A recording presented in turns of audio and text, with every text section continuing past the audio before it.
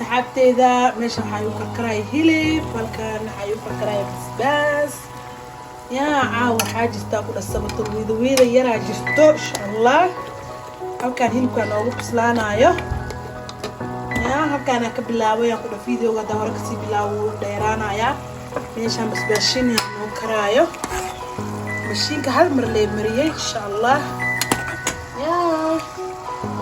halkan waxaa noogu qasan raqaygii iyo timirtii aa basbaaska kusoo dari lahaay yaa sabiro gaabagaabi xaafad ka jirto socosho wanaagsan sabriis kusoo kariyo kulli waa kusoo darayaa isay kusoo baxdo insha allah asxaabteeda meelu jeedagtiin kalimawaad